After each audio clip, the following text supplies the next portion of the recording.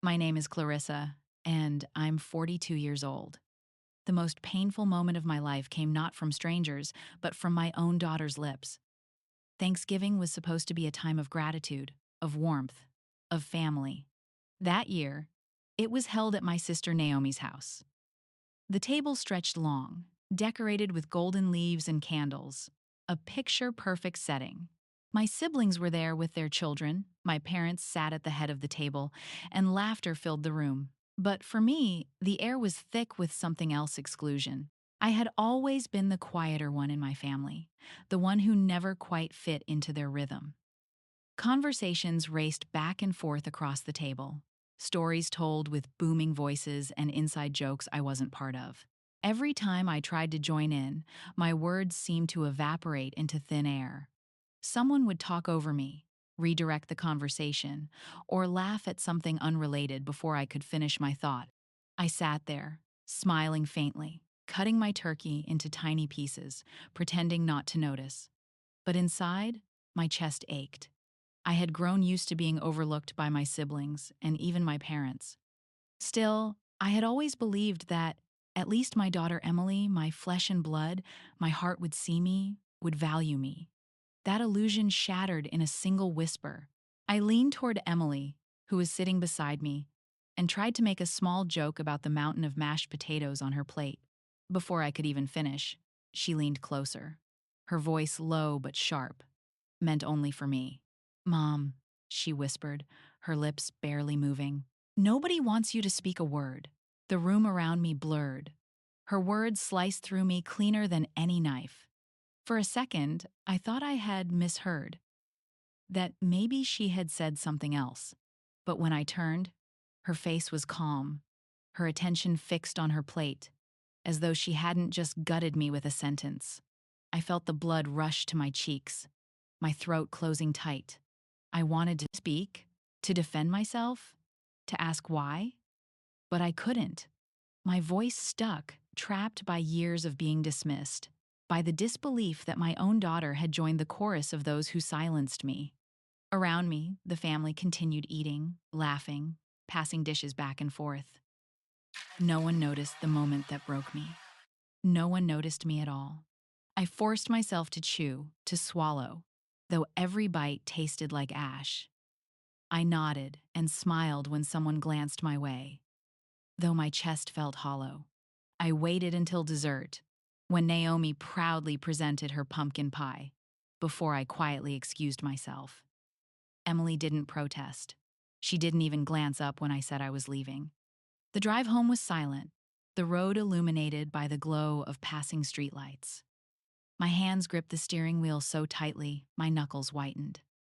Tears burned my eyes, but I blinked them back, refusing to let them fall until I was safely behind closed doors. When I stepped into my empty house, the silence roared. I sat on the couch in the dark, Emily still at Naomi's with her cousins, and the whisper replayed in my mind again and again. Nobody wants you to speak a word. It wasn't just cruel. It wasn't just dismissive. It was confirmation of something I had feared for years, that even my daughter saw me as invisible, that all my sacrifices, my love, my efforts had meant nothing. I pressed my palms to my face and sobbed, my shoulders shaking, the sound muffled in the darkness. I wasn't crying just for Thanksgiving. I was crying for every time my siblings had talked over me, for every time my parents had dismissed me, for every time Marcus, my ex-husband, had rolled his eyes when I spoke. I was crying because the one person I thought would never join them had. And yet, beneath the grief, something stirred. A whisper of my own. A question. If my own daughter didn't respect me, what did that say about the way I had lived my life? For years, I had let myself be silenced. For years, I had folded into the background, convinced my voice didn't matter. And now, the consequence of that silence had come back to me in the most devastating way possible. I wiped my tears, staring at the darkened window where my reflection gazed back at me. I didn't just see sadness in those eyes. I saw a challenge. I thought the betrayal couldn't get worse, but it was only the beginning. That whisper wasn't the first time my voice had been stolen. As I sat in my quiet house replaying Emily's words, I realized they were not born out of nowhere. They were an echo of a life where my voice had always been drowned out.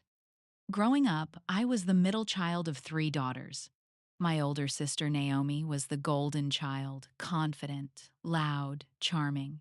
She filled every room with her laughter, and everyone adored her. My younger sister, Celeste, was the baby, delicate and precious, always coddled, always protected. And then there was me wedged between them, neither loud nor fragile, neither adored nor doted upon. At family gatherings, Naomi's stories captivated the table. Celeste's accomplishments, no matter how small, were celebrated as if they were grand victories. But when I spoke, conversations shifted mid sentence. Someone clinked a glass, someone laughed louder, someone cut me off. My words slipped into silence, unnoticed, unvalued. As a child, I thought it was just bad timing. As a teenager, I told myself to try harder, to speak louder. But every attempt ended the same, with my voice swallowed, my presence overlooked. Slowly, I began to withdraw, convincing myself it was safer not to speak at all. My parents didn't help. When I confronted them about how invisible I felt, they brushed me off. "Clarissa, you're too sensitive," my father would say, waving me away. My mother would sigh and remind me to let your sisters have their moment. Their moment never ended. Mine never began. By the time I was in my 20s, I had mastered the art of silence. I nodded when spoken to, laughed when expected, and bit my tongue when my thoughts itched to escape. People described me as easygoing and low maintenance. They didn't realize that wasn't a compliment. It was the result of a lifetime of being ignored. When I married Marcus, I thought things would change. For the first time, I believed I had someone who would listen, someone who would care about my words. But I quickly learned otherwise. Marcus was charismatic and outspoken, the type of man who filled every space with his opinions. At first, I admired his confidence. But soon I noticed the pattern. Whenever I tried to share an idea, he interrupted. When I disagreed, he smirked and told me I was being dramatic. When I voiced concerns, he laughed them off as overthinking. I had traded one silencing environment for another. Even at work, the cycle continued. I was competent, hardworking, but meetings were dominated by louder voices. If I offered a suggestion, it was ignored until someone else repeated it louder. And suddenly it was brilliant. I became the quiet achiever, the one who got things done but never received credit. By the time Emily was born, silence was my second skin. I poured myself into motherhood, believing that at least my daughter would see me, at least she would hear me. I stayed up through sleepless nights, rocked her through colic, held her when fevers burned. As she grew, I cheered at every school play, every dance recital, every little milestone. But what I didn't realize was that children learn more from what you do than from what you say. And what had I shown her? That her mother's voice didn't matter, that being silenced was normal. That love meant sacrifice without recognition. Looking back, I can see it clearly now. When Emily was little, she adored me. But as she grew older, she began to mirror what she saw from others. When Marcus visited, he spoke over me, dismissing my opinions in front of her. When we attended family gatherings, she saw how my sisters dominated conversations while I sat quietly. Without realizing it, she absorbed the lesson. Her mother's voice wasn't worth listening to. And that Thanksgiving whisper, that cutting sentence, wasn't a spontaneous cruelty. It was the culmination of years of example. It was my fault as much as anyone else's. Not because I didn't love her, but because I had let the world teach her that silence was all I had to offer. That night, sitting in the quiet of my living room, the weight of it pressed down on me like never before. I wasn't just mourning my daughter's words, I was mourning a lifetime of being invisible. but something inside me was shifting. For the first time, I felt anger not at my family, not even at Emily, but at myself. Anger for allowing this to continue, for handing away my voice like it was worthless. Anger for teaching my daughter the wrong lesson by never demanding respect. I realized then that if I didn't change, nothing would. If I didn't fight for my voice, Emily would never see its value. And if I didn't reclaim it now, I might lose her forever. And as I replayed her words, I began to realize this wasn't just a moment, it was a reflection of everything my life had been. The cruelest betrayals often come from those we raise with our own hands. Motherhood was supposed to be my anchor, the one role, where my voice mattered, where my presence could not be erased. When I became a mother to Emily, I believed everything I had endured growing up would finally make sense. That maybe all the times I'd been silenced had been leading me here, to someone who would truly see me. But life rarely unfolds the way we dream it will. From the beginning, I was raising Emily almost on my own. Marcus and I divorced when she was 6, and by then his presence had already been inconsistent at best. He loved to play the fun parent during his weekends, taking her out for ice cream and buying her toys, but when it came to late night fevers, school meetings, or tears over bullies, it was me she clung to. I was the steady one, the dependable one, the constant. I sacrificed more than Emily will probably ever know. I worked double shifts at the clinic to keep us afloat. I skipped vacations, never buying myself new clothes unless absolutely necessary, so she could have what she needed for school. I turned down promotions that required travel because I didn't want her to feel abandoned. I was both mother and father, provider and nurturer, strength and softness, all in one exhausted body. And yet, somewhere along the way, cracks began to form. At first, they were small, almost unnoticeable. Emily was sweet as a child, full of affection, always slipping her hand into mine. But as she hit her teenage years, she began pulling away. It was natural, I told myself teenagers crave independence. But this wasn't just independence, it was dismissal. When I offered advice, when I asked about her day, she gave clipped answers, her attention glued to her phone. I told myself it was just a phase. But then, during visits with Marcus, I started noticing subtle shifts.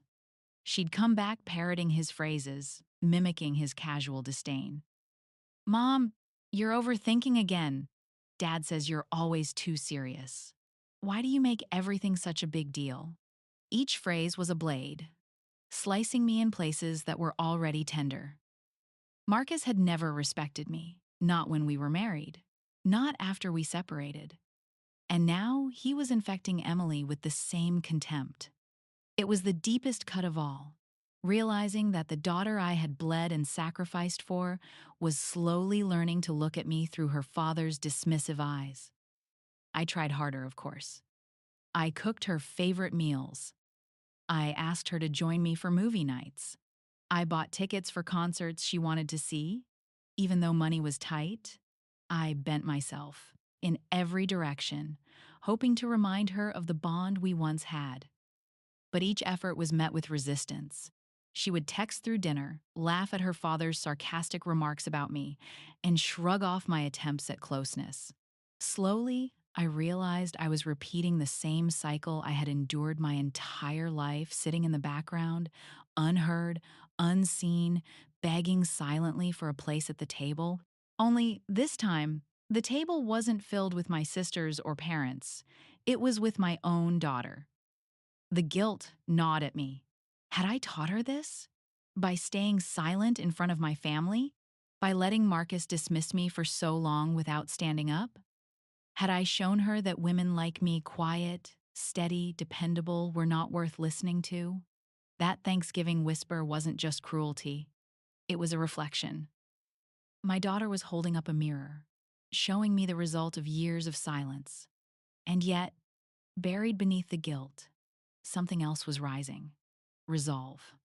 I realized then that motherhood wasn't just about sacrifice. It wasn't about bending until you broke. It was about showing your children what respect looks like, what self-worth looks like, I had failed to model that. I had shown Emily love, yes, but love without boundaries, love without voice, love that could be trampled. If I wanted to save her, to save us, I needed to change. But change never comes easily, especially when the cracks have already spread wide. And just when I thought I had hit the lowest point, life handed me something even more devastating, a discovery that made the Thanksgiving whisper feel like the softest blow. And then, one night, I discovered something that made me realize Emily wasn't just ignoring me, she was turning against me. I thought I could mend the cracks with kindness. In the weeks after Thanksgiving, Emily's whisper followed me everywhere. It clung to me when I cooked breakfast, when I sat in traffic, when I lay in bed staring at the ceiling. Nobody wants you to speak a word. I replayed it so often, it became a soundtrack to my silence. But instead of confronting her immediately, I told myself to approach the situation gently. She was my daughter. Surely love could mend what anger had broken. One night, while washing dishes, I tried to talk to her. She was perched on the counter, scrolling through her phone, earbuds in one ear. I dried my hands, turned to her, and said softly, Emily, about what you said on Thanksgiving, those words hurt me. Why did you say that? She looked up, her face blank, then scoffed. Oh my God, Mom, are you still upset about that? You're overreacting. It was a joke. A joke. That word stung more than the whisper itself. I wanted to argue, to tell her that jokes aren't meant to cut so deep. But the way she rolled her eyes, the way her lips curled in irritation, told me she wasn't ready to hear it. So I swallowed my words and nodded, though my heart screamed otherwise. I shifted strategies. If she wouldn't respond to direct conversations, maybe she would respond to love in action. I tried cooking her favorite meals, macaroni and cheese, the way she liked it, with extra breadcrumbs on top. I suggested movie nights, picking films we used to laugh over when she was younger. I even planned a weekend trip to the art museum, knowing how much she loved sketching. But each attempt fell flat. At dinner, she picked at her food while texting under the table. During movie night, she wore headphones, watching TikToks while I sat alone on the couch. At the museum, she walked 10 steps ahead, barely glancing back when I tried to point something out. Every rejection was a reminder that I was slipping further from her. Desperate, I reached out to Marcus. Despite our history, I thought perhaps he could help bridge the gap. I called him one evening, explaining how distant Emily had become, how she dismissed me at every turn. His response made my stomach twist. Clarissa, you're too emotional. She's a teenager, she needs space. Stop making everything a drama. If you keep nagging her, she'll only push you further away. There it was again, the same dismissal I had lived with for years. Only now, it wasn't just directed at me. It was shaping Emily's view of me, too. When I hung up, I sat at the kitchen table, staring at the dark window, wondering if I had lost her for good. Friends tried to comfort me. Teenagers go through phases, they said. Just give her time. But they didn't know the ache of being silenced for a lifetime, of watching the one person you thought would always see you slip further into the shadows cast by others. I journaled furiously in those weeks, filling page after page with my fears, my guilt, my determination. I wrote letters to Emily I never sent, pouring out the love and pain tangled inside me. Still, nothing changed. Then, one evening, while Emily was asleep, I borrowed the family iPad to check emails. When I unlocked it, her messages were still open. I didn't mean to pry at first, I only wanted to close them. But a word caught my eye. Pathetic. My breath caught in my throat. Against my better judgment, I scrolled. What I saw made my stomach churn. Screenshots of our conversations, twisted into mockery. Comments from her friends laughing about me. Emily writing things like, she's so pathetic, she tries too hard to be involved, followed by strings of laughing emojis. Stories of me stumbling through Thanksgiving, exaggerated until I was nothing but a joke in their eyes. My hands shook as I set the iPad down. It felt like the floor had dropped beneath me. Not only had she dismissed me to my face, she had invited others to laugh at me too. In that moment, something inside me hardened. This wasn't just a phase. This wasn't just teenage rebellion. This was my daughter learning to devalue me in the same way the rest of my family always had. And I knew, if I didn't stop it now, if I didn't reclaim my voice, then I'd lose her completely. And then, one night, I discovered something that made me realize Emily wasn't just ignoring me, she was turning against me. Sometimes the truth doesn't whisper, it screams from the page.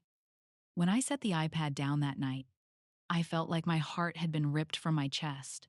I had seen enough to know I wasn't just imagining things. Emily wasn't only ignoring me in our home, she was actively mocking me, turning me into a caricature for her friends' amusement. At first, I thought maybe I'd misread. Maybe teenagers just exaggerated online, trying to impress each other. But the deeper I scrolled, the more undeniable it became. Ugh, my mom is pathetic, she had typed. She tries to tell these boring stories and everyone just wants her to shut up. She thinks she's funny, but it's embarrassing. She's so desperate, it's gross. Each sentence cut deeper than the last. My throat tightened, my chest heavy with a mixture of grief and shame. And then came the worst part, the responses from her friends. Lol, she sounds clueless. Bet she's the type of mom who thinks she's deep. Poor you, I'd die if my mom acted like that. And Emily, my Emily, responded with laughing emojis, adding details, painting me as even more pathetic than I already felt. It wasn't just one conversation, it was thread after thread. Months of ridicule preserved in cold, glowing text. All the times I thought she was ignoring me because she was distracted, she had been using me as material for jokes later. All the nights I stayed up journaling, wondering if I was imagining her disdain, she had been broadcasting it for an audience. I pushed the iPad away, my vision blurred with tears. I sat in the quiet of the kitchen, the hum of the refrigerator loud in the silence, and let myself fall apart. It wasn't the ridicule alone that broke me. It was the realization that the love I had poured into Emily hadn't protected me. That the sacrifices, the sleepless nights, the endless effort to be both parents had not made me sacred in her eyes. Instead, they had made me an easy target. I thought of the countless moments I had bent myself for her, the shifts I'd picked up, the clothes I'd gone without, the way I had eaten toast for dinner so she could have fresh fruit for school. And here she was, tearing me down with the same casual cruelty my family had shown me all my life. The betrayal was unbearable. I wanted to storm into her room, shake her awake, demand answers. I wanted to ask how she could humiliate me like that, how she could laugh at me with her friends when I had given her everything. But I didn't. I sat frozen at the table, my tears drying into salt on my cheeks, my hands trembling too much to move. Instead, I reached for my journal. I needed somewhere to put the storm raging inside me. The words spilled out fast, my handwriting jagged and uneven. She mocks me. She thinks I'm pathetic. Even my own daughter has joined them. What am I worth if not even she sees me? Have I been teaching her all along that I don't deserve respect? The pen dug into the paper so hard it almost tore. When I finally set the journal down, I knew one thing with certainty. If I confronted her in that moment, it would come from pure pain, and I wasn't ready for that. My anger would drown out my message, and she'd only roll her eyes, retreat further, and prove me right. So instead, I chose silence, but not the kind I had lived in all my life. I started saving things: screenshots of her chats, snippets of her friends' comments. I documented everything, just as I had begun documenting the calls and letters from relatives months earlier. It wasn't about revenge. Not yet, it was about proof. Proof that I wasn't crazy. Proof that her cruelty was real. Proof that my pain wasn't imagined. And as I sat in the dark, staring at the faint glow of the iPad screen, a realization slowly hardened inside me. Emily wasn't just reflecting my silence. She was learning to treat me the way everyone else had. And I had given her the blueprint. If I wanted this cycle to end, I couldn't keep begging for scraps of respect. I had to teach her what respect looked like. I had to show her a version of myself she had never seen before. The whisper at Thanksgiving had wounded me, the chats had gutted me. But now, they were about to fuel me. I wiped my face, stood slowly, and whispered into the darkness of the kitchen. More to myself than anyone else. No more. If Emily thought my silence meant weakness, she was about to see a side of me she had never known. I began to rebuild the woman they had all silenced. After discovering the cruel words Emily had written, I felt something inside me shift. For the first time in decades, I wasn't content to swallow my pain. I wasn't going to sit quietly and let it pass. Instead, I decided to prepare. Not with shouting, not with anger, but with strength. Strength I would build in silence until it was unshakable. The first step was reclaiming my voice. For so long, speaking up had felt pointless. I'd been talked over, ignored, dismissed. But now, I knew I couldn't teach Emily to respect me if I didn't respect myself first. I found a community center offering a 6-week public speaking course. My hands trembled as I filled out the registration form. This isn't me, I thought, but maybe that was the point. The first night, I sat in a small classroom with a handful of strangers, college kids, retirees, professionals. When it was my turn to stand and introduce myself, my voice wavered. My palms sweated, but I forced myself to speak. My name is Clarissa. I'm here because I've spent my life feeling invisible, and I don't want to be anymore. For the first time in years, a room fell silent for me, not because I was ignored, but because they were listening. Week by week, I grew stronger. I learned how to project my voice, how to make eye contact, how to tell a story without apologizing for it. At first, my words quivered. By the end of the course, they carried weight. I also began therapy. For there, for years, I had carried the belief that my feelings were too much. But in therapy, I began unpacking those lies. My therapist reminded me being silenced wasn't my fault, but staying silent now would be my choice. Each session felt like peeling away layers of shame, revealing a woman I hadn't met before, a woman who deserved to be heard. Outside of therapy and classes, I started rediscovering pieces of myself I had abandoned. Painting, for one. As a girl, I used to sketch in notebooks, but life had pushed art aside. Now, I pulled out a canvas and brushes, letting colors speak where words failed. It was messy at first, but it felt freeing. I also read voraciously. Books on self-worth, on boundaries, on finding strength after betrayal. I underlined passages, scribbled notes, and whispered affirmations into the quiet of my room. Slowly, my inner dialogue shifted from "I'm not enough" to "I will not be erased." Work became another testing ground. For years, I had sat quietly in meetings, letting louder voices take the credit. But now, I began raising my hand. I volunteered to lead a small project. When I presented, my coworkers looked surprised, then impressed. My manager began praising my initiative, something I had long deserved but never demanded. Even my posture changed. I caught myself standing taller, speaking clearer, no longer curling inward as though I wanted to disappear. At home, I didn't reveal any of this to Emily. I kept my strength building hidden, not out of fear, but out of strategy. She didn't need to know what I was preparing. All she needed to know was that the woman she thought she could ignore was quietly becoming someone she would have to face. There were still painful moments, of course.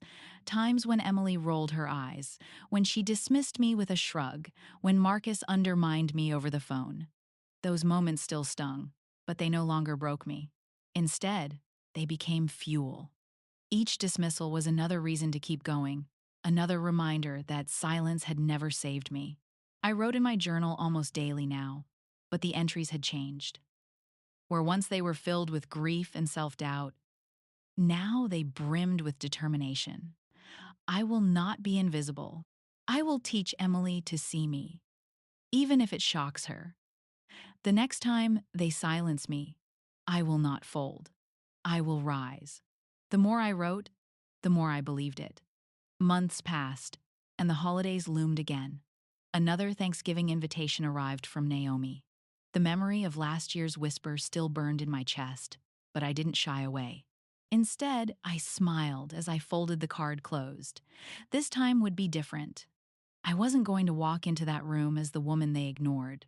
I wasn't going to sit quietly at the table while my sisters talked over me. And I wasn't going to let Emily shrink me into silence with a single sentence. I had rebuilt myself piece by piece, my voice, my strength, my confidence, and now I was ready to use it. But strength without action is wasted, and the stage for my reckoning was already being set. Sometimes revenge is best served at the same table where you were silenced. The invitation sat on my counter for weeks, a glossy reminder of the battlefield I was about to return to. Naomi had written her usual note at the bottom: "Can't wait to see everyone together again." A year ago, those words would have filled me with dread. Now, they filled me with determination. Thanksgiving had once been the night my daughter's whisper gutted me. But this time, I wasn't walking in as the same woman. I had spent months sharpening my voice, reclaiming my confidence, and healing my spirit. The table that had silenced me last year would become the stage where I reclaimed my place. The morning of, I stood in front of the mirror, adjusting my outfit. I chose a simple navy dress, elegant without being flashy, and a necklace my mother had given me years ago, but I had rarely worn. My posture was straight, my chin lifted not out of arrogance, but out of readiness. For the first time in years, I looked like someone who belonged in her own skin. Emily trailed behind me, scrolling through her phone as we left. She was indifferent, almost annoyed to be dragged along, but I didn't flinch. This wasn't about appearances for her sake. This was about me. When we arrived at Naomi's house, the familiar swell of voices greeted us. My sisters laughed in the kitchen, my nieces and nephews darted around the living room, and my parents sat comfortably near the fire. It was the same scene as last year, down to the golden candles on the long dining table. But the energy for me was different. "Clarissa!" Naomi beamed, her arms open wide. "So glad you made it." I smiled and hugged her, steady and calm. Of course. Wouldn't miss it. Her eyes flickered with something I couldn't quite place, maybe surprise. She had expected me to look timid, hesitant. Instead, I stood tall, my presence unshaken. As we all sat down for dinner, the rhythm began the same as always. Naomi led conversations, Celeste added her sharp quips, and the others laughed loudly, voices overlapping like a chorus. Normally, I would have shrunk into the background, quietly eating while waiting for a sliver of space to speak. But not this year. When Naomi started retelling a story I had been part of, I leaned forward and finished the details myself, clearly, confidently. The table went quiet for a beat, surprised by my interruption. Then, to my shock, some of them laughed and nodded, listening as I spoke. Marcus was there too, invited by Naomi for Emily's sake. He leaned back in his chair with his trademark smirk, watching me as if expecting me to falter. But I didn't. Each time I spoke, I didn't trail off or apologize. I held my space, and slowly, the others began to notice. Emily sat beside me, shifting uncomfortably. She glanced at me once, her brow furrowed, as though trying to reconcile the quiet mother she knew with the woman sitting beside her now. At one point, Naomi interrupted me mid-sentence to interject with her own opinion. The old me would have folded instantly. But instead, I raised my hand slightly and said with a calm smile, "Naomi, let me finish my thought first." The room went silent. Naomi's mouth snapped shut, her eyes wide with shock. And then, almost reluctantly, she leaned back, allowing me to continue. It was a small victory, but to me, it felt monumental. As the evening went on, I felt the weight shift. The family was beginning to see me differently, not as the quiet shadow in the corner, but as someone who commanded attention without begging for it. And then, it happened again. Emily leaned toward me, her lips barely moving, her voice a whisper only I could hear. But this time, the words weren't the same. They were sharper, harsher. Why are you trying so hard? Nobody wants to hear this. The sting hit instantly, but I didn't flinch. I turned my head slowly, meeting her eyes, and for the first time, I didn't look away. My silence wasn't submission, it was power. I straightened in my chair, lifted my glass, and cleared my throat. The room hushed. Dozens of eyes turned to me, and with a steady voice, I began to speak not just about the meal, not just about Thanksgiving, but about the years I had carried silence, the years I had swallowed words. The same table that had once drowned me out was about to hear me, whether they wanted to or not. And with every word, I felt the power shift in my favor. Once silenced, my voice now cut sharper than any blade. The glass in my hand trembled slightly, but my voice didn't. I had practiced too long, built too much strength in secret, to falter now. I want to say something, I began, steady and clear. The room quieted, forks pausing midair, eyes turning toward me. Naomi tilted her head, her lips pursed in faint irritation, but she didn't interrupt. Even Marcus leaned forward, smirk fading into curiosity. I looked around the table, my gaze landing last on Emily. She shifted in her chair, frowning, as though she already knew what was coming. For years, I said, I've been quiet at this table. I've let my words be swallowed, my stories go unheard. I told myself it didn't matter, but it did. The silence was heavy. I could feel the weight of a dozen memories pressing against me, Thanksgivings past where I had tried to speak, only to be drowned out by laughter or dismissed with a wave of the hand. I've given so much of myself to this family, I continued, my voice steady. And most of the time, I felt invisible. I thought silence was easier. I thought shrinking myself was safer. But last year, I learned the truth. My throat tightened, but I pushed forward. Because last Thanksgiving, my own daughter leaned over to me and whispered that nobody wanted me to speak a word. Gasps rippled around the table. Naomi's hand flew to her mouth. Celeste blinked rapidly, her fork clattering onto her plate. Even my parents shifted uncomfortably, glancing at each other as though trying to decide whether to intervene. Emily's face turned crimson.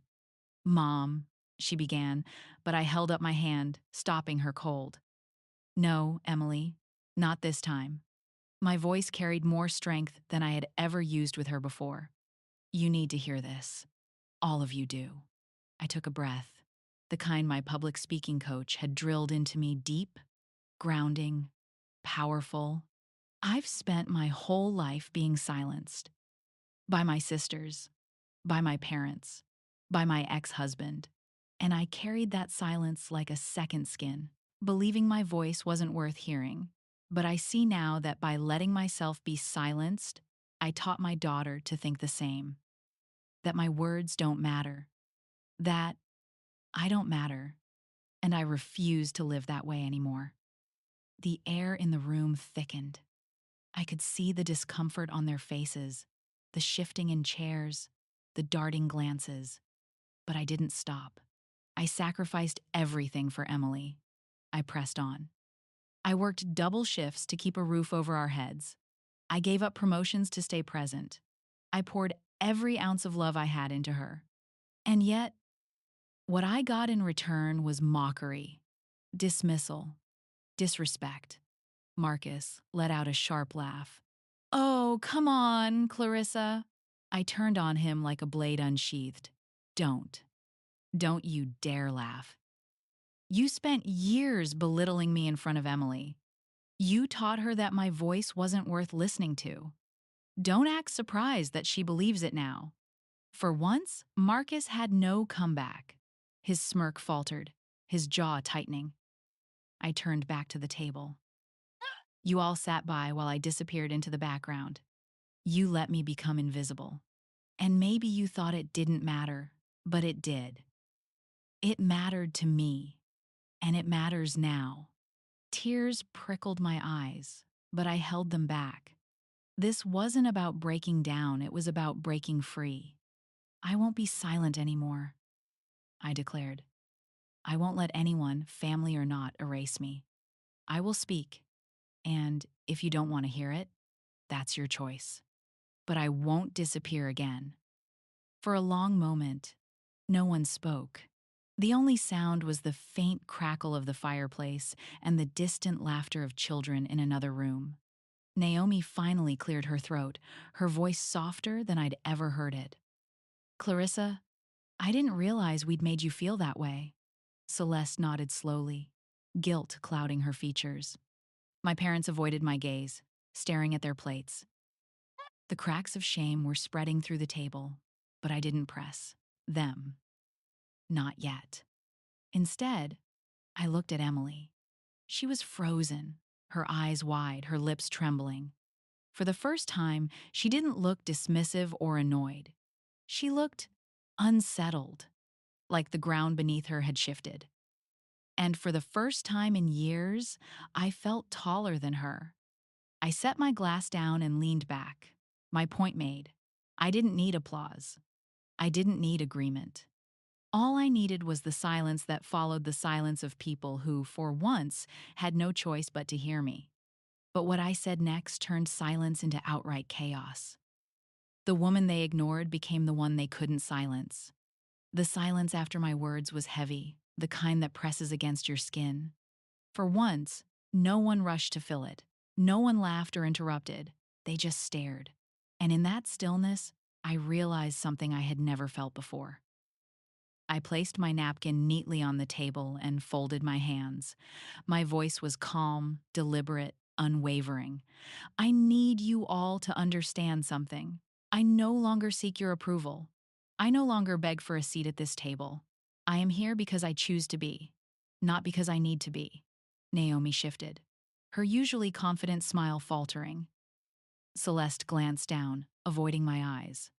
My parents looked stunned, their lips pressed into thin lines, and Marcus stared at me with something between anger and disbelief, as if he didn't recognize the woman sitting before him. I turned to him directly. Marcus, your influence on Emily has been toxic. You've taught her to dismiss me, to belittle me, to roll her eyes at every word I say. But that ends tonight. You don't get to shape her view of me anymore. I won't allow it. His jaw clenched. You're being dramatic, he said, his voice low and sharp. Making a scene at Thanksgiving of all places, I leaned forward, locking eyes with him.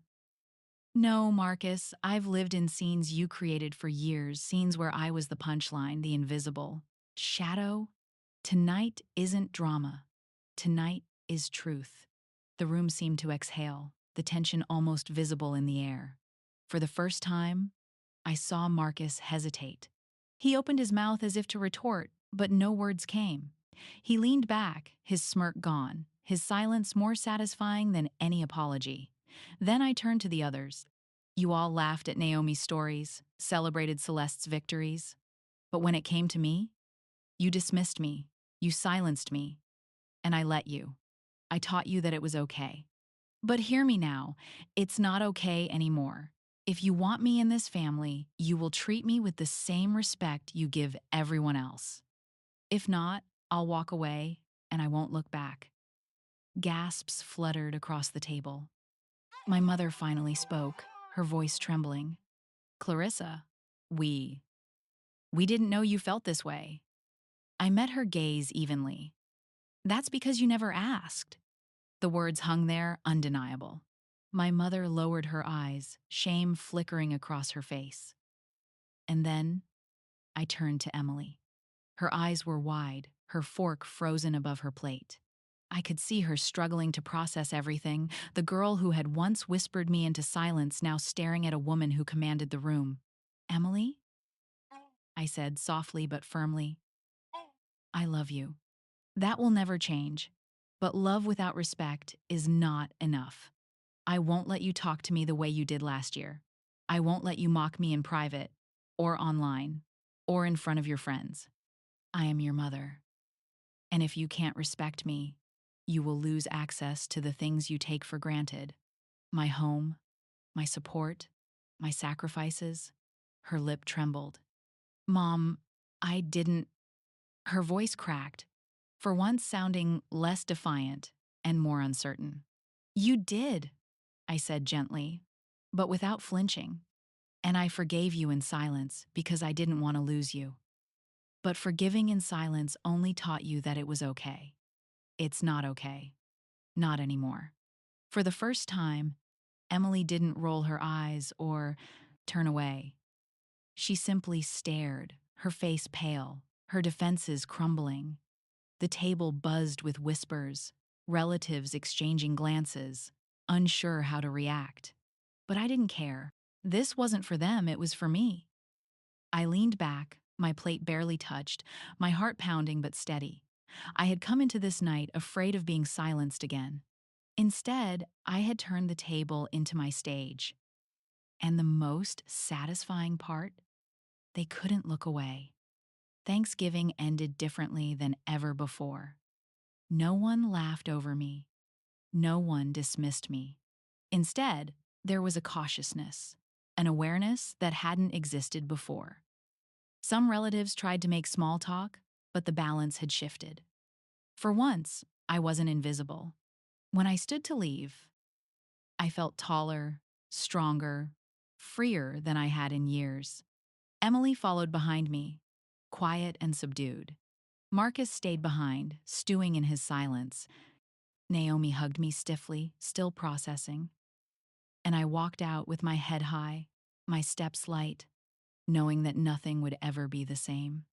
But the ripple of that night was only beginning. Silence followed me home, but it wasn't the same silence as before. The drive home from Naomi's house was different this time. A year ago, I had cried quietly behind the wheel, my daughter's cruel whisper echoing in my ears. This year, the silence between us was thick, but it wasn't born from weakness. It was born from power. Emily sat slouched in the passenger seat, her arms crossed, staring out the window. Every now and then, she opened her mouth as if to speak, but then she clamped it shut again. I didn't push. For once, I wasn't desperate to fill the void. I let the quiet stretch, knowing she was stewing in the weight of what she'd just witnessed. When we pulled into the driveway, she jumped out of the car without waiting for me, storming inside and heading straight for her room. The door slammed. The sound reverberated through the house, but it didn't shake me like it once would have.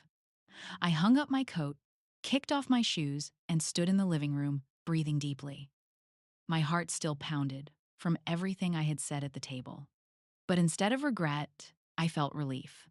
I had finally spoken, and no one, not Naomi, not Marcus, not even Emily, had been able to silence me. For the first 2 days, Emily barely spoke to me. She left her dishes in the sink, ignored my questions, and locked herself in her room for hours. I let her. I wasn't going to chase her down, wasn't going to beg for scraps of civility. But on the third day, the standoff broke. She stormed into the kitchen while I was making tea, her face flushed with anger. How could you embarrass me like that in front of everyone? She snapped. I set the kettle down, meeting her glare calmly. Embarrass you? Emily, you embarrassed me. For years. That night wasn't about shaming you. It was about reclaiming myself. Her eyes widened, and for a moment, she looked almost guilty. But then the defiance returned. You didn't have to say it out loud. You made me look bad. I took a slow sip of tea, steadying my voice. I made you look bad by telling the truth. If the truth makes you look bad, Emily, that's something you need to face, not me. She sputtered, at a loss for words. I could see the conflict flickering across her face, the instinct to lash out warring with the sting of hearing herself held accountable. In the days that followed, the tension in our home was sharp. She tested boundaries constantly. leaving laundry undone, ignoring curfews, muttering under her breath. But, unlike before, I didn't cave. When she left her clothes in the dryer for the third time, I folded them neatly and placed them on her bed with a note. From now on, you're responsible for your laundry. Love, Mom. When she came home 2 hours past curfew, I locked the door and made her call me to be let in. I didn't yell. I simply explained the rule and the consequence. Each time she tried to push, I pushed back, not with anger, but with boundaries. At first, she raged against it. "You're being so unfair," she shouted one night. "You're ruining my life." I looked at her evenly. "I'm not ruining your life, Emily. I'm saving our relationship. And that starts with you respecting me." She stomped off, slamming her door again. But this time, I didn't sit outside crying. I sat on the couch, sipping tea, steady as stone. Something interesting happened over the next few weeks.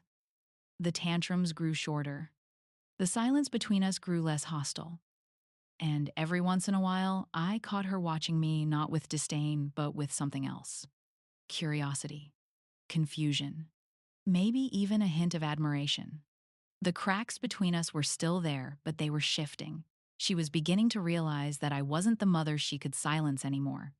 But just as I started to believe we might be turning a corner, Emily did something that shattered me all over again. Late one night, I was scrolling through social media when I saw a post shared by one of Emily's friends. It was a video of me at Thanksgiving, speaking at the table. Only Emily had recorded it without my knowledge, captioning it with cruel words. "My mom thinks she's giving a TED Talk at dinner." Hundreds of comments.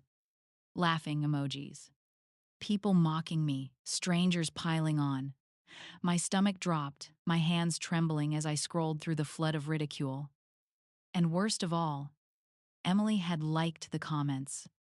The betrayal hit me harder than any whisper, harder than any chat message. She wasn't just mocking me in private anymore. She was broadcasting it to the world. But just as I thought the tide was turning, Emily did something that shattered me again. Sometimes the battle rages fiercest at home. The moment I saw the video, my heart stopped. My face filled the screen, my voice steady, my posture strong, my words deliberate. The speech that had taken me months of growth and courage to deliver was reduced to a joke. Emily's caption blared beneath it like a slap in the face. "My mom thinks she's giving a TED Talk at dinner." At first, I thought maybe only her close friends had seen it. But the number at the bottom told a different story.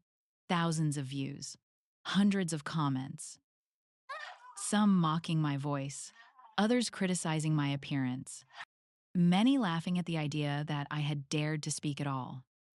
And at the top of the comments, a row of blue thumbs and red hearts, Emily's own likes. My daughter hadn't just posted it, she had cheered on the ridicule. My chest tightened, the air sucked from my lungs. Tears burned my eyes, but I blinked them away. I didn't want to cry. Not now, not over this. I had rebuilt myself piece by piece, and I wouldn't let a screen undo me. But the ache ran deeper than I could control. I thought back to the nights I had stayed up holding Emily through fevers, the mornings I had braided her hair before school, the sacrifices I had made to keep her world steady, all of that, and now she had turned me into content. When I confronted her the next morning, she was sprawled on the couch, phone in hand. "Emily," I said, my voice tight, "we need to talk." She glanced up, already defensive. "What now?" I held up my phone. The video paused on her screen. "This. Why would you post this?" Her eyes flickered with guilt, but only for a second. Then she scoffed. "It was funny. Everyone's doing it. Chill out, Mom." "Funny?" My voice cracked, raw with disbelief. "Do you realize what you did? Do you realize how humiliating this is for me?" She rolled her eyes. "You're overreacting. No one cares. It's just a video." My hands trembled, but I forced myself to stay steady. I care. And you should care, too.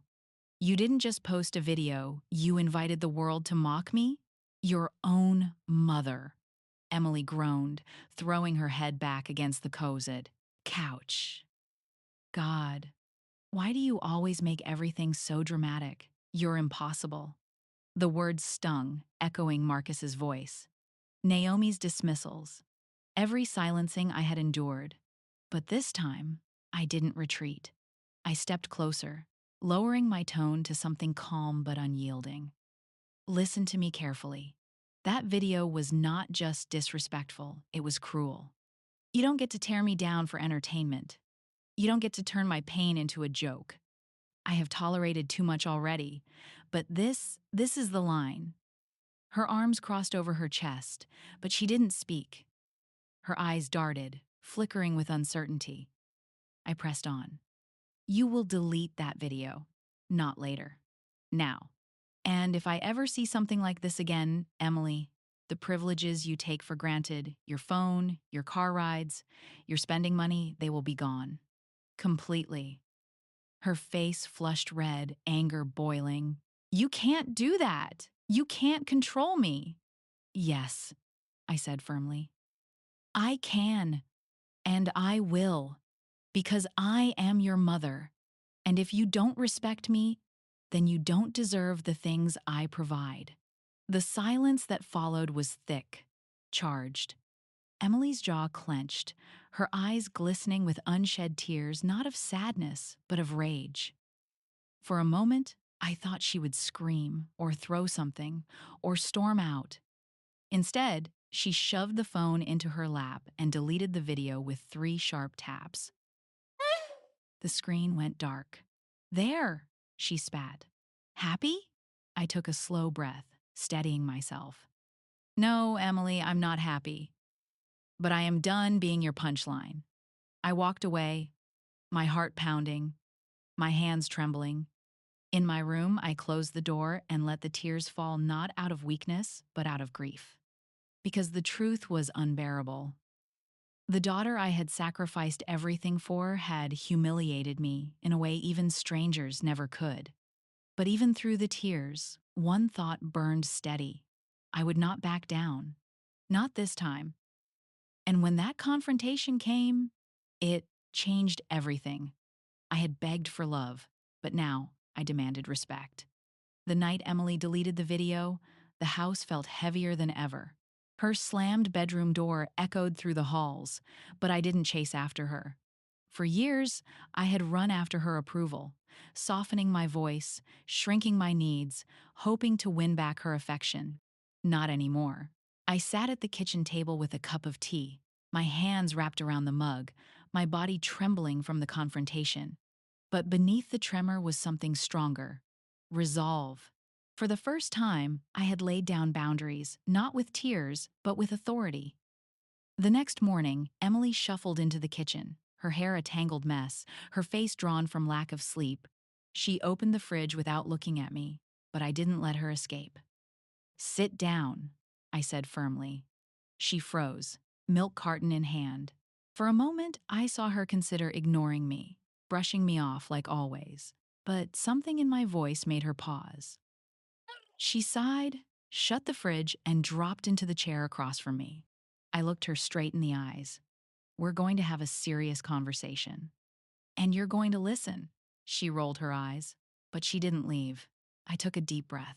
Emily, I need you to understand what your words and actions have done to me. I have spent your whole life sacrificing for you, working long hours, giving up my dreams, doing everything I could to make sure you were safe, cared for, and loved. And do you know what I got in return? Her jaw tightened. I never asked you to. I raised my hand sharply. Stop! You will not interrupt me. Not this time. Her mouth snapped shut, shock flickering across her face. She wasn't used to this version of me, the mother who wouldn't let her deflect. I leaned closer.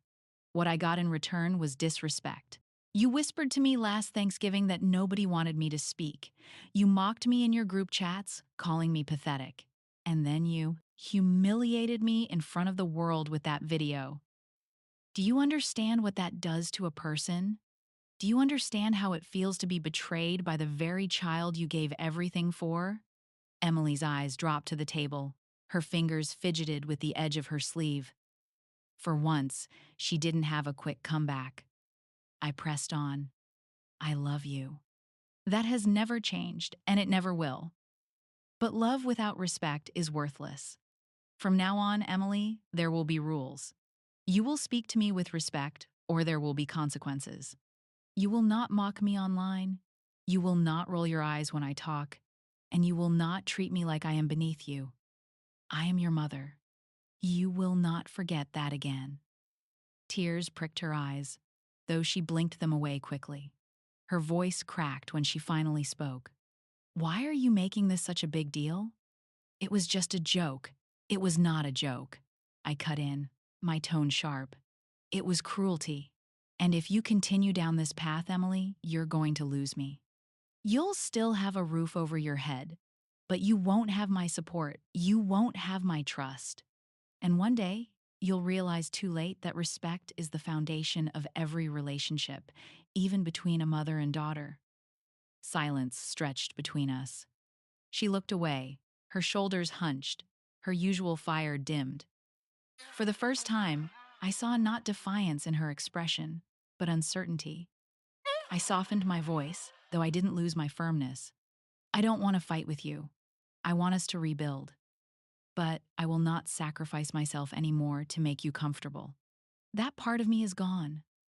Her lips trembled, and for a fleeting second, I thought she might cry. But instead, she pushed back her chair, muttered, "Whatever," and stormed off to her room. The old me would have chased after her, begging for reconciliation. This me? I stayed seated, calm, steady. I had planted the seed. Whether she wanted to admit it or not, she had heard me. Over. In the next few days, something changed.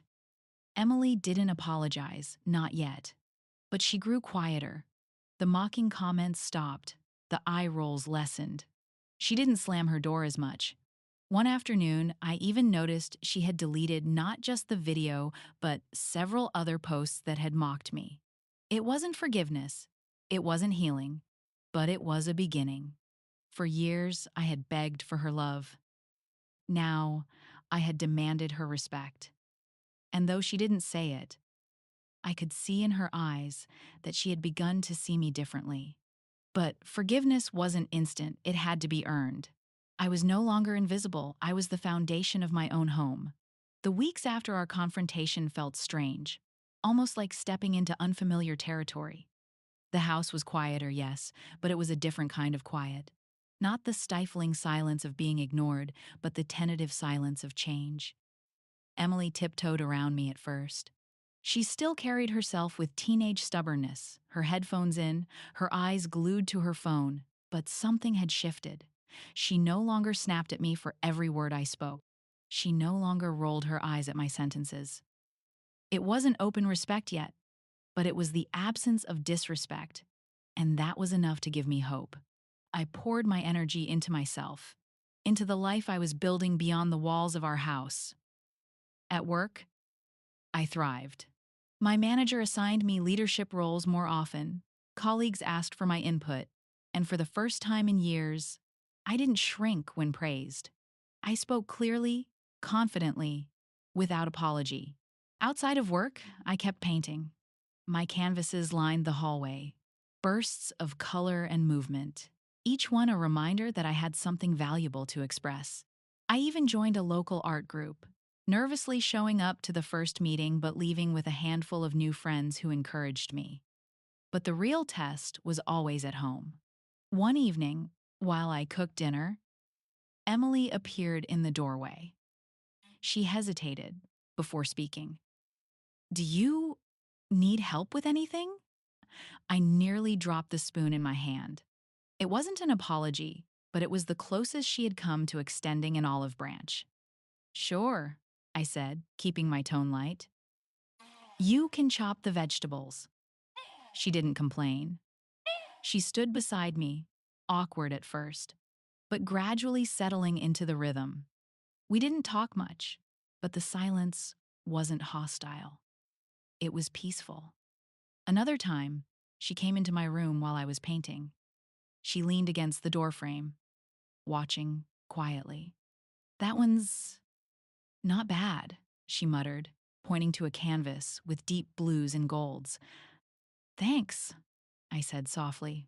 My heart swelled, but I didn't press. I had learned that patience would get me further than desperation. The small gestures continued. She started putting her dishes in the sink without being asked. She sat at the table with me during meals instead of vanishing to her room. One Saturday, she even asked if I wanted to watch a show together. It was slow progress, but it was real. And it came because I had finally stopped begging for her affection and started demanding her respect. At family gatherings, the change was even more evident. Naomi and Celeste no longer talked over me as much. My parents, though still reserved, listened when I spoke. Even Marcus, sour and brooding, kept his interruptions to himself. Emily watched me during those gatherings, her expression unreadable, but I knew she saw it. She saw her mother standing tall, no longer a shadow at the edge of the room. One night, months after that fateful Thanksgiving, Emily and I sat on the couch together. She was scrolling through her phone when she suddenly spoke. "Mom? Yes? Yes?" She didn't look at me when she said it. I deleted the rest. The screenshots. The stuff I posted about you. It was wrong. I froze, her words sinking in slowly. My chest tightened not from pain this time, but from something closer to relief. "Thank you," I said gently. I didn't push for more. I didn't ask for a full apology. It was enough that she had admitted it. It was a crack in the wall between us, and cracks, I knew, let the light in. As I went to bed that night, I thought of all the years I had lived small, all the times I had bitten back my words. I thought of the girl who whispered to me that nobody wanted to hear my voice, and I thought of the woman sitting beside me now, the same girl, but changing slowly because I had changed first.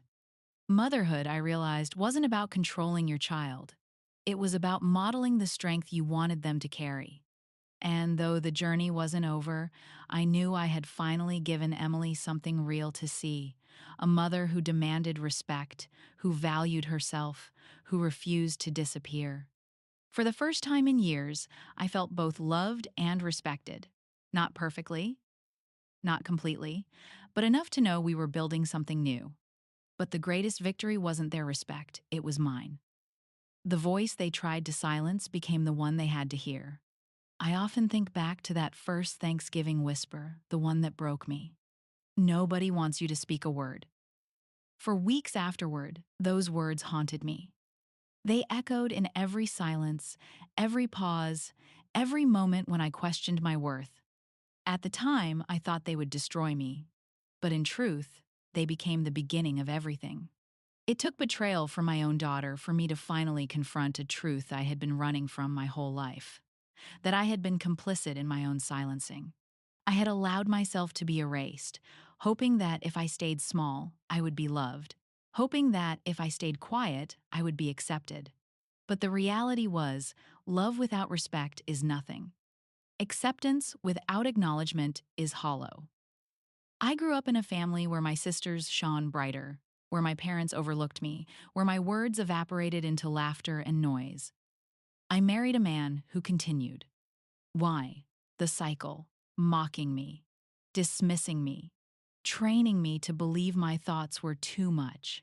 And I carried that silence like a badge, passing it down to my daughter without realizing it. When Emily whispered those words at the dinner table, she wasn't just being cruel. She was reflecting what she had been taught by Marcus, by my family, and, painfully, by me. She was repeating the story I had written through my silence. But that story is not the one I live anymore. Reclaiming my voice didn't happen overnight. It came through trembling introductions at a public speaking class, through therapy sessions where I dug into years of buried shame, through painting, writing, and standing taller at work. It came through refusing to let Marcus define me, refusing to let Naomi and Celeste dismiss me, refusing to let Emily treat me like I didn't matter. And with every act of defiance, every word spoken clearly, every boundary drawn, I stitched myself back together. Now, when I sit at a family table, I don't wait for permission to speak. I don't measure the weight of my words against the fear of being ignored. I simply speak, and they listen. Maybe out of shock, maybe out of respect. But either way, I am no longer invisible. At home, things with Emily aren't perfect. They may never be. She's still a teenager, still learning, still unsteady in her own identity. But she sees me now. She knows I am not the mother she can silence, mock, or dismiss. She knows I am strong, and in time, I believe she will grow to respect me not just because I demand it, but because she understands it's deserved. And here's the most important truth I've learned: forgiveness doesn't mean erasing the hurt. It doesn't mean pretending the whispers and the mockery never happened. Forgiveness, for me, means choosing not to let those wounds define me anymore. It means I can love Emily without condoning her cruelty. It means I can still show up for family gatherings without shrinking into the shadows. It means I can exist fully, unapologetically, without waiting for validation. If you're listening to my story and you've ever felt silenced by your family, by your partner, by your own child, I want you to know this: your voice matters, even if they don't want to hear it, even if they laugh, even if they dismiss you. Your worth is not determined by the volume of their applause, but by the strength of your truth. I spent 42 years waiting for someone to tell me my words mattered. I wasted decades hoping someone would turn to me and say, "Speak, Clarissa, we want to hear you." But no one ever did, because that moment isn't something you're given, it's something you take. So I took it. And yes, it came with pain. Yes, it came with battles I never wanted to fight.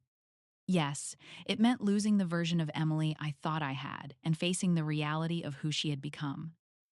But it also gave me something priceless: myself. When I look in the mirror now, I don't see the quiet shadow in the corner. I see a woman who faced betrayal and didn't break. I see a mother who taught her daughter the hardest lesson of all, not by whispering it, but by living it. So when I think back to that whisper, "Nobody wants you to speak a word," I don't hear cruelty anymore. I hear a challenge, a spark, the push I needed to finally rise. And rise, I did. Because the moment I reclaimed my voice, I reclaimed my life.